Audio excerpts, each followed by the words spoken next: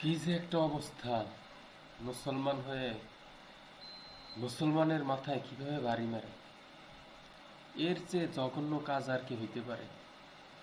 মানুষ কতটা নিচে নামলে হিন্দুর পক্ষ নিয়ে, একজন মালাউন মুশরিকের পক্ষ নিয়ে মুসলমানের মাথায় কিভাবে বাড়ি মারে!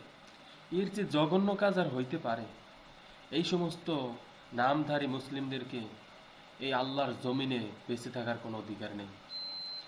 এই সমস্ত নামধারী মুশরিক মুসলমানদের দুনিয়া বেঁচে থাকার কোনো অধিকারই নেই। এদেরকে যেখানে পাবেন সেখানেই আল্লাহর কাছে পাঠিয়ে দেবেন। কারণ এরা আল্লাহর দুশমন, আল্লাহর রসুলেরও দুশমন। এরা এই জাতির দুশমন, যারা মুশরিকদের হয়ে মুশরিকদের কাছে সামান্য অর্থ, সামান্য টাকা পয়সা খেয়ে মুসলমানের মাথায় বাড়ি দিতে পারে। এদের মতো নামধারী কিছু মুসলিম এই জমিনে থেকে জমিনে ফিতনা ফাসাদ সৃষ্টি করতেছে। তাই এদেরকে যেখানেই পাওয়া যাবে সেখান থেকেই আল্লাহর কাছে পাঠিয়ে দিতে হবে।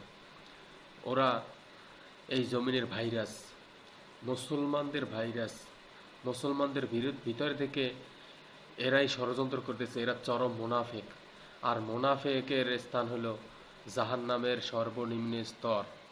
আরে তোরা কি মনে করতেছিস সামান্য ক্ষমতা দিয়ে এই দুনিয়ার মধ্যে যা কিছু তাই করবি? সেই সময় আর নাই। হয়তো একদিন চোখ বোঝার পরে বুঝতে পারবি যে মুসলমানের মাথায় বাড়ি দিয়ে কতটা লাভবান হয়েছিস।